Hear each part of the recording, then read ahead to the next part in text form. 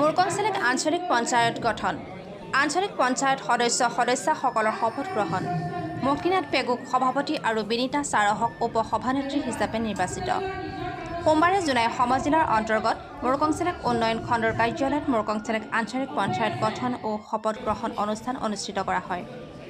আঞ্চলিক পঞ্চায়তৰ নৱনিৰ্বাচিত সভাপতি মুক্তিনাথ পেগু আৰু উপসভানেত্ৰী বিনীতা চাৰহৰ লগতে এইবাৰৰ পঞ্চায়ত নিৰ্বাচনত নিৰ্বাচিত আঞ্চলিক সদস্যসকলক জনাই সমজিলাৰ সহকাৰী আয়ুক্ত সুমিত গগৈৰ উপস্থিতিত মুৰকংচেলেক জনজাতি উন্নয়ন খণ্ডৰ খণ্ড উন্নয়ন বিষয়া চন্দ্ৰমা দাসে শপত বাক্য পাঠ কৰায়।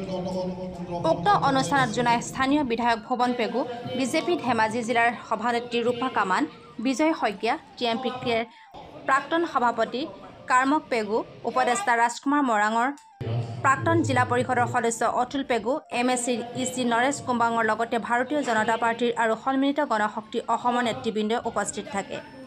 নৱনিৰ্বাচিত সভাপতি মুক্তিনাথ পেগুৱে মুৰকংচেলেক আঞ্চলিক পঞ্চায়তৰ সভাপতিৰ দৰে গুৰু দায়িত্ব অৰ্পণ কৰাৰ বাবে সাংসদ প্ৰদান বৰুৱা আৰু বিধায়ক ভুৱন পেগুক ধন্যবাদ জনায়।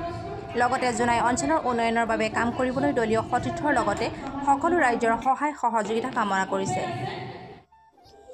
আচলতে আটাইতকৈ আজিৰ দিনটোত ভাগ্যৱান মানুহজন ময়ে নেকি।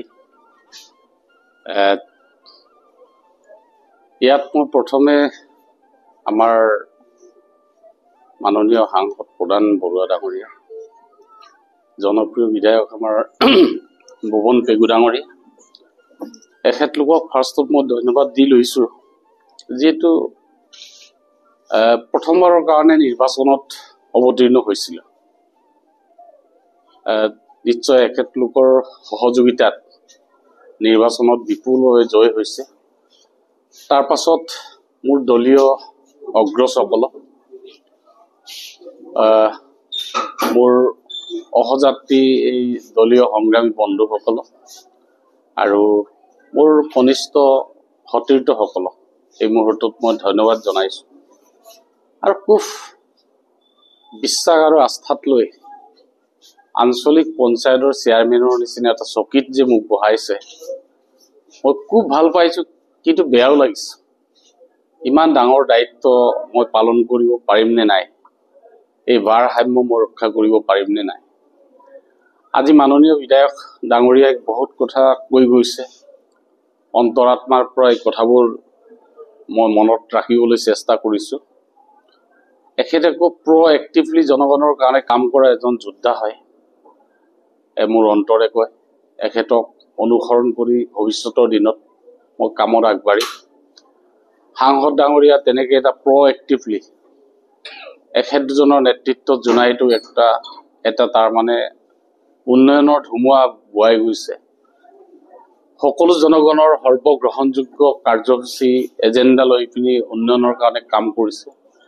আজি আমি জোনাইৰ বাসিন্দা বুলি নিজক ক'বলৈ গৌৰৱবোধ কৰোঁ আৰু এখেতলোকৰ মাৰ্গদৰ্শন লৈ পিনি কাম কৰিবলৈ চেষ্টা কৰি, লগতে আপোনালোকে পৰামৰ্শ দিব লাগিব। ক্ষুদ্ৰ মোৰ মনৰ পৰাতো চব কাম সফল হোৱাটো সম্ভৱ নহয়। মোৰ বেকগ্ৰাউণ্ড সদায় থাকিব NDA দলৰ নেতৃবৃন্দ, আৰু মোৰ এই কাৰ্যালয়ত থাকিব কাৰ্যালয়ৰ চৰকাৰী বিষয়াবৰ্গ, সকলোৰ লগত এটা ভাল সম্পৰ্ক ৰক্ষা কৰি জনগণৰ উন্নয়নৰ কাৰণে, জনাইবাসী ৰাইজৰ উন্নয়নৰ কাৰণে আজি বিধায়ক ডাঙৰীয়াই কৈছে এজনো তাৰ মানে দৰিদ্ৰ মহিলাই যাতে চৰকাৰী সুবিধাৰ পৰা বঞ্চিত নহয়, এই কথাবোৰ উপলব্ধি কৰি কামত আগবাঢ়িবলৈ চেষ্টা কৰি সকলোকে ধন্যবাদ জনাইছোঁ। বহুদিন বিৰতিৰ পাছত আমি আঞ্চলিক পঞ্চায়ত আজি গঠন হৈছে। উপসভাপতি হিচাপে মোৰ সহকৰ্মী মুক্তিনাথ পেগু ডাঙৰীয়াই